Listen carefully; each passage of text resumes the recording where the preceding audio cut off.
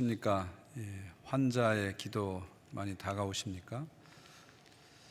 이 기도를 쭉 읽으시면 그 환자들이 겪는 심리적인 상태, 고통들을 우리가 좀 이해할 수 있습니다. 1절에 보면 어떤 죄책감에서 기도하죠. 사실 병이라는 게 죄 때문에 온 것만은 아니거든요. 또 죄에 대한 심판도 아니고요. 근데 이제 병에 걸리게 되면 나도 모르는 사이에 그런 알지 못하는 쓸데없는 죄책감에 시달리게 되죠. 그런 어떤 안타까운 그런 심리 상태도 나타나고 있고요. 또 여기 이 5절 같은 경우 막 하나님께 때를 쓰잖아요. 저 죽어봐야 하나님만 손해입니다. 제가 죽으면 하나님 찬양 못하잖아요. 한번 살려주세요. 어떨 경우 하나님하고 막 항의도 하고 딜도 하고 막 그런 모습들도 나타나죠. 또 그러면서 주변에 또 원수들이 가득한 상황이 벌어집니다. 내가 몸이 아프면 위로자만 내 옆에 있는 게 아니라 때로는 원수들이 있습니다. 욥을 보십시오. 욥이 아플 때 친구들이 찾아왔지만 나중에 친구가 뭐가 돼요? 원수가 되잖아요. 그래서 욥이 친구들에게 너는 내 친구가 아니라 원수다 그러잖아요. 찾아와서 막 욥의 고통을 해석해주고 욥이 너 이렇게 해야 된다 막 충고해 주니까 그 육체의 고통보다 그 말이 더 힘들어지잖아요. 더 상처가 되잖아요. 그래서 너는 원수다 그렇게 얘기하고 있죠.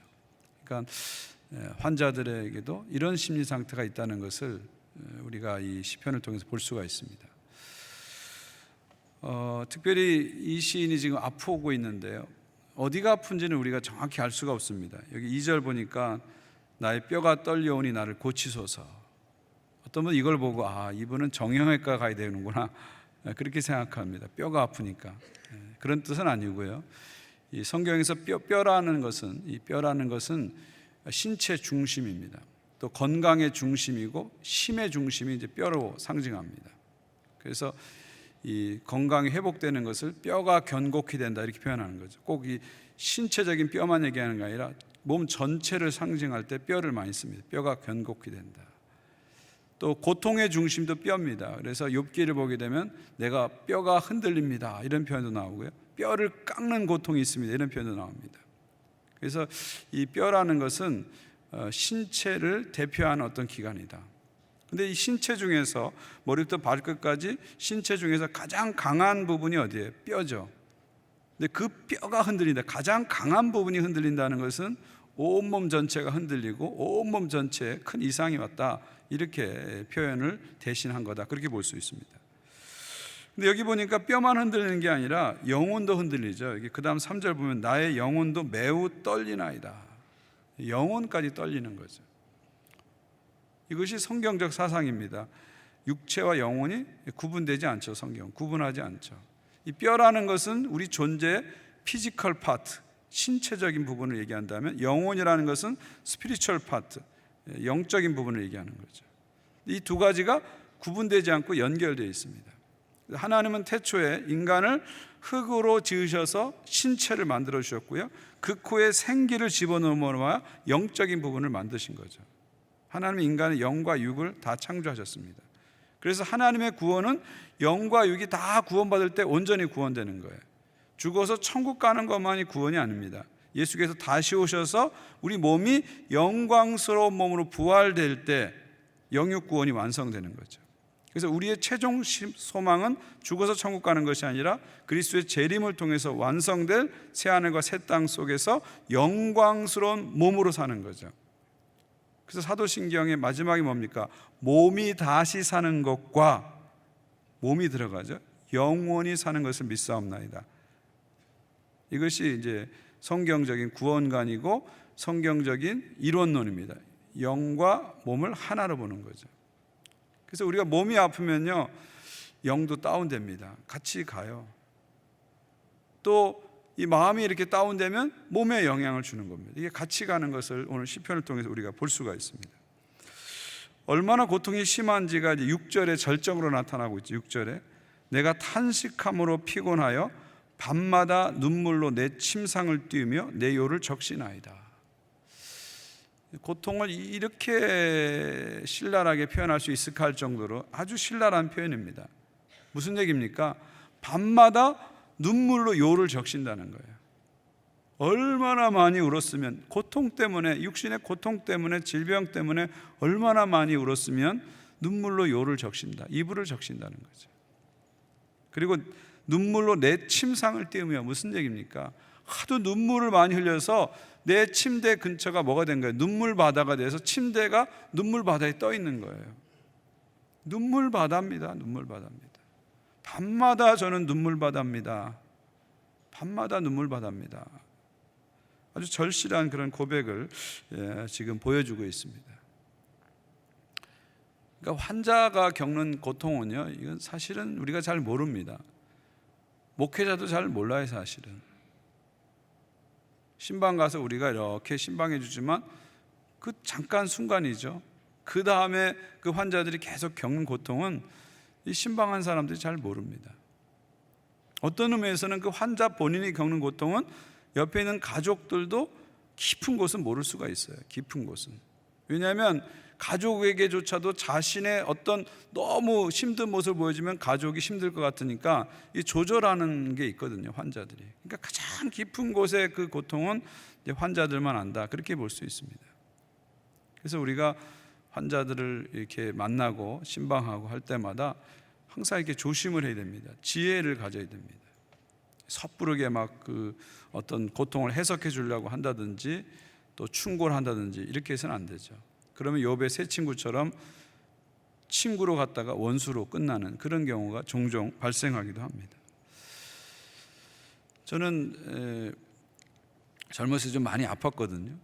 제가 고등학교 3년 다니면서 한 해 결석을 한 달 정도는 한 것 같아요. 한 3달 한 거죠. 1학년 때도 한 달 한 거 같고, 2학년 때도 한 달, 3학년 때도 한 달. 학교 안 간 날이, 아파서 안 간 날이 한 달 정도는 되는 것 같아요. 또 대학에 와서는 제가 2번 병원에 입원했습니다. 한 달씩 2번 입원했고, 결국은 좀 힘들어서 학교를 이제 휴학을 하게 됐습니다. 그래서 제가 대학교 때 병원에 입원하고 있으면 교회에서 신방을 옵니다. 제가 고등부 교사도 하고 대학부 임원도 하니까 집사님들이 와서 신방을 해요.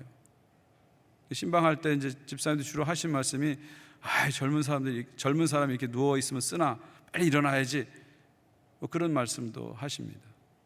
어떤 경우에는 당신 젊으니까 다 날 수 있어요, 금방 날 수 있을까, 뭐 이런 격려도 하십니다.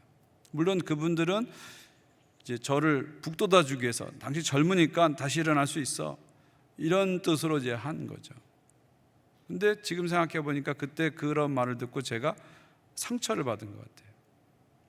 나는 젊은데 내 친구들은 저 밖에서 저렇게 뛰어다니고 막 그렇게 재밌게 사는데 이 젊은 내가 지금 병실에 한 달간 누워 있는 걸 생각하니까 더 이렇게 다운되고 디프레스 되는 것을 경험했습니다.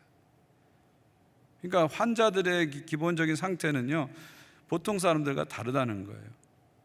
보통 때 들었으면 그런 말들이 격려가 되는데, 아플 때 들으면 위로의 말인데도 이게 상처가 될 수 있다는 겁니다. 그래서 우리가 특히 환자들을 신방할 때는 아주 조심해야 됩니다. 많이 기도해야 되고 하나님의 지혜를 우리가 구해야 됩니다.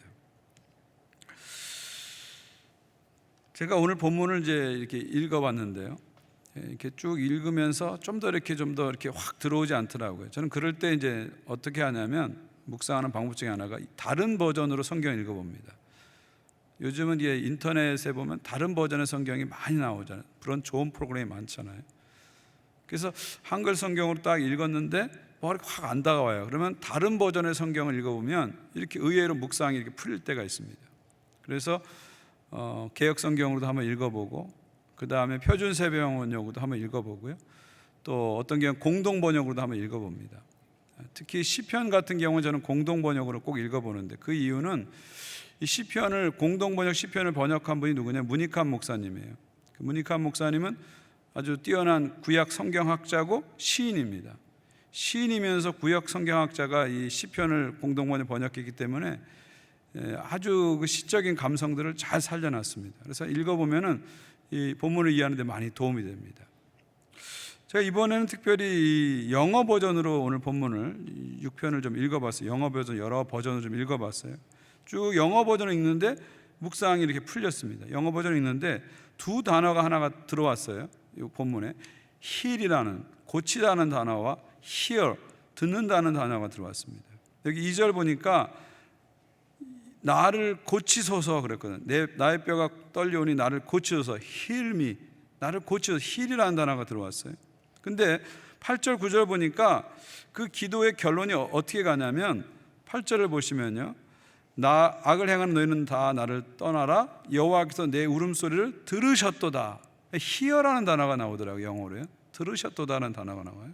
근데 9절도 보니까 여호와께서 내 간구를 들으셨으며, 이렇게 hear라는 단어가 또 한 번 나옵니다. 근데 여기서 재밌는 것은 이 시인이 들었다는 것을 이제 말할 때 과거형으로 쓰고 있어요. 들으셨다 이렇게 쓰고 있어요. 들으실 것이다가 아니라 들으셨다 이렇게 쓰고 있어요. 실제로 지금 이 시인은 아직도 고통 가운데 있습니다. 아직 치유가 일어나지 않았어요. 치유는 미래형으로 일어날 거예요. 그런데 기도는 과거형으로 얘기하고 있어요. 들으셨다 이렇게 얘기하고 있어요. 이것이 이제 성경에서 자주 나오는 예언적 과거형입니다. 예언적 과거형.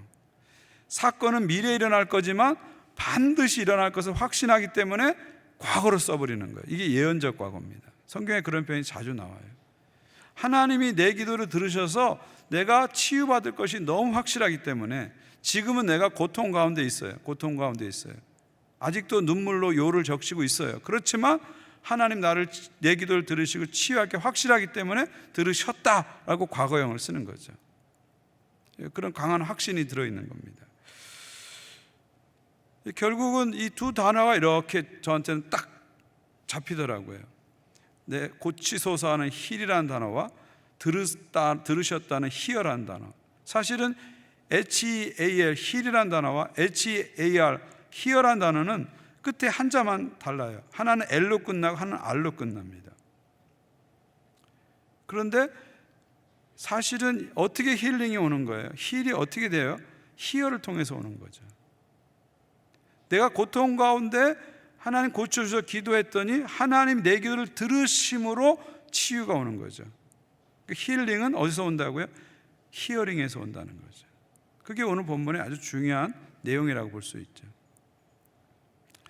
이 고치다는 단어가 히브리어로 라파입니다. 여호와 라파 그러잖아요. 라파입니다. 듣는다는 단어는 히브리어로 샤마입니다. 샤마. 여기서 사무엘이라는 이름이 온 거죠. 사무엘이 엄마 한나가 간절히 기도했더니 하나님이 들으시고 준 아들이기 때문에 사무엘, 하나님이 들었다. 그래서 사무엘이 된 거잖아요. 그 라파, 치유는 어디서 오냐고요? 샤마에서 온다는 거죠. 힐링은 히어링에서 온다. 하나님이 내 기도를 들으심으로 힐링이 오는 거죠. 힐링의 원천은 하나님의 들으심에 있다, 그런 얘기죠. 그렇기 때문에 우리는 아플 때 어떻게 해야 돼요? 기도해야 된다는 거죠. 힐링이 히어링에서 오기 때문에 아플 때 우리는 기도해야 된다는 거죠. 그리고 아픈 사람을 보면은 기도해 줘야 되는 거예요. 왜요? 라파는 샤마에서 오기 때문에 그렇죠. 그 레리 도시라는 분이 있어요. 그분이 쓴 책이 Prayer is Good Medicine이라는 책입니다. 이 메리 도시는 유명한 분이죠. CNN에도 자주 나오고요. 클린턴 행정부 때 힐러리와 같이 미국 의료개혁에 동참한 미국의 아주 대표적인 의사입니다. 이 Prayer is Good Medicine이라는 책을 보면 그 서문에 자기가 왜 이 책을 썼는지 이유가 나옵니다. 이 사람이 이제 불신자예요. 예수 안 믿는 사람입니다. 그런데 이제 한 병원에 내과 전문의 과정을 들어갔어요. 레지던트를 들어갔어요. 근데 자기한테 맡겨진 환자가 폐암 환자입니다. 근데 양쪽 폐가 다 암이 번져가지고 전혀 소망이 없는 거예요. 그런데 자기가 이렇게 가서 늘 이렇게 보면은 그 교회 분들이 와가지고 막 그 사람 붙잡고 기도하는 거예요. 치유해달라고 기도하는 거예요. 이 네리도 씨는 믿지 않는 사람이기 때문에 저 바보 같은 짓 하는구나. 아니 저 사람 폐가 양쪽이 다 번져가지고 살아날 수 없는데 왜 기도를 해? 그렇게 생각한 거예요. 그러다가 이 사람이 다른 병원에 갔다가 한 1년 만에 다시 그 병원에 돌아왔는데 이 환자를 만나게 된 거예요. 만나보니까 이 환자가 다 난 거예요. 더 놀라운 것은 사진에, 엑스레이 사진에 폐암을 알았다는 흔적조차 없는 거예요. 그러면서 이 레리도 씨가 이제 한 방 먹은 거죠. 기도 왜 했냐, 왜 바보 같은 짓 했냐 그렇게 생각했는데 기도가 워킹한 거잖아요. 기적이 일어난 거잖아요. 그러면서 이분이 이제 기도하고 치유에 대해서 연구를 시작합니다. 그러면서 크리스찬이 되고 그래서 쓴 책이 Pray is the Good Medicine이라는 책을 쓰게 된 거죠. 스카펫 박사라는 분이 있어요. 여러분 많이 들어보셨을 거예요. 가지 않은 길 쓰시고요. 거짓의 사람 이런 책 쓰신 거죠. 저는 이분 책은 저한테는 치유의 교과서 같은 책인데요. 이 가지 않은 길은 우리가 꼭 읽어봐야 할 책 중에 하나입니다. 이 스카펫 박사 역시도 크리스찬이지만 기적을 믿지 않았어요. 이 사람 정신과 의사거든요. 자기는 크리스찬이지만 기적은 일어나지 않아. 의학적으로는 치유되는 거지만 그런 기적은 없어. 이렇게 생각한 사람이에요. 스카펫 박사가. 그런데 의사로서 생활을 하고 나서 그의 생각이 바뀌었어요. 기적은 있다 이렇게 바뀌게 됐어요. 바뀌게 된 이유가 뭐냐면 자기가 정신과 의사로 사람들을 이렇게 치유해 보니까 상담을 해보니까 이게 논리적으로 설명 안 되는 현상으로 병이 일어나고요, 논리적으로 설명 안 되는 현상으로 병이 치유되는 걸 너무 많이 보는 거예요. 그런 게 한두 번 봤을 때는 우연이야 했는데 너무 많이 그런 게 일어나다 보니까 이 사람이 자기 생각을 바꿉니다. 기적은 있다. 바꾸게 되죠. 그리고 또 한 가지는요, 이분이 인격적으로 성숙해 가면서 삶 자체가 기적이라는 걸 깨닫게 됩니다. 이 삶이라는 게 그냥 사는 게 아니라 이게 기적이다. 일상의 작은 순간들이 다 기적이다 하는 것을 깨닫게 됩니다. 그러면서 그가 기도를 믿게 됐고 치유를 믿게 된 거죠. 우리는 아플 때 그래서 기도해야 됩니다. 그리고 아픈 사람 보면 기도해야 되죠. 그 캐네디언 교회 살베이션 아미 교회 그 앞부분에 이렇게 매주 이렇게 좋은 말을 써놓는데 어느 날 이렇게 쓴 걸 제가 봤어요. Prayer is the first resort, not the last. 이렇게 썼어요. 무슨 얘기예요? Prayer is the first resort. 기도는 첫 번째 수단이라는 거예요. Not the last. 마지막 수단이 아니라는 거예요. 우리 크리스찬들은 잘못하면 기도를 라스트 리조트로 쓰는 거예요. 이것도 하고 저것도 하고 안 되니까 기도. 그게 아니라는 거예요. Prayer is the first resort. 첫 번째 수단이라는 거예요. 먼저 기도해야 된다는 거죠. 왜요? 하나님이 들으심으로 치유가 오기 때문에, 히어링을 통해서 힐링이 오기 때문에. 그래서 아프면 우리는 기도해야 됩니다. 먼저 기도해야 됩니다. 아픈 사람 보면 먼저 기도해야 됩니다. 하나님의 들으심으로 치유가 오는 것을 믿고 기도해야 되는 거죠. 한 걸음 더 나가서 그 들음을 통해서 또 우리 영혼도 치유되는 것을 볼 수가 있습니다. 여기 이사야 55장 3절을 보면은요. 55장 3절을 보면은 너희가 귀를 기울이고 내게로 와서 들으라. 그리하면 너희 영혼이 살리라. 들으면 살리라 그런 말이에요. 들으면 네 영혼이 살리라. 육체 치유도 하나님이 들으심으로 이루어지지만 영혼의 치유도 우리가 들을 때 살아난다는 거죠. 우리 영혼이 하나의 음성을 들을 때 영혼이 살아난다는 거죠. 히어링을 통해서 힐링이 나타나는 거죠. 우리가 하나님의 음성을 묵상하고 하나님의 음성을 들을 때 우리 영혼이 살아나는 기적이 일어납니다. 뿐만 아니라 우리 인간관계에서도 마찬가지 아닙니까? 우리 인간관계에서도 이 히어링을 통해서 힐링이 사실은 이루어집니다. 힐링이라는 게 그렇게 거창한 게 아닙니다.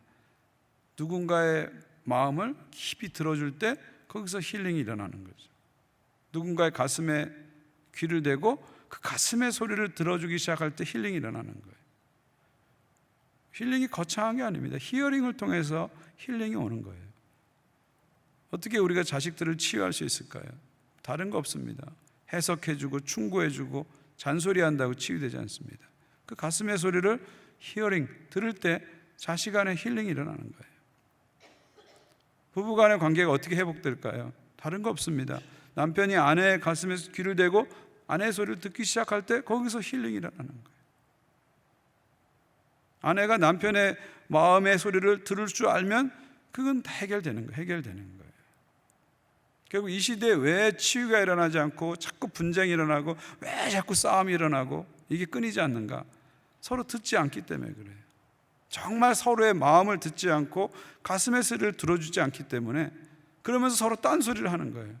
그러니까 갈등은 점점 심해지는 거예요. 말을 멈추고 상대방을 들어주기 시작할 때 거기서 치유 역사가 일어나는 거죠. 결국 오늘 본문이 우리에게 주는 말씀은 뭐냐? 라파는 샤마에서 온다. 힐링은 히어링에서 온다. 그러면 우리 성도들은요, 어떤 상황에서도 절망하지 않는 겁니다. 왜요? 하나님이 들으심으로 우리에게 치유가 오기 때문에 어떤 상황에도 절망하지 않는 거예요. 오늘 6편의 시인은요, 고통이 너무 큽니다. 육체적으로도 고통스럽고요, 영적으로도 고통스럽고요, 밤마다 눈물로 이불을 적시고 눈물바다가 되는 그런 고통 가운데 있어요. 그래도 그는 절망하지 않아요. 왜요? 하나님이 들으실 걸 믿기 때문에, 내 기도를 들으실 걸 믿기 때문에, 그리고 하나님의 들으심을 통해서 소망이 올 것을 믿기 때문에 절망하지 않습니다. 기도하는 사람은요, 절대 절망하지 않습니다. 기도자에게는 절망이 없습니다. 우리가 작은 일에 자꾸 절망하고 작은 일에 자꾸 낙심하는 것은 하나님을 의심하는 겁니다. 한 걸음 더 나가서 우리를 변함없이 사랑하시는 하나님의 사랑을 배신하는 거죠. 오늘 이 말씀을 우리가 기억하고 기도했으면 좋겠습니다. 하나님이 들으심으로 치유가 온다. 라파는 샤마에서 온다. 기억하시면서 오늘도 기도하시는 여러분 되시기를 주의 이름으로 축원드립니다. 아플 때 기도하시고요, 아픈 사람 보면서 기도하시고요, 절망 가운데서 기도하셔서 하나님의 들으심이 여러분 가운데 있기를 주의 이름으로 축원드립니다. 기도하겠습니다.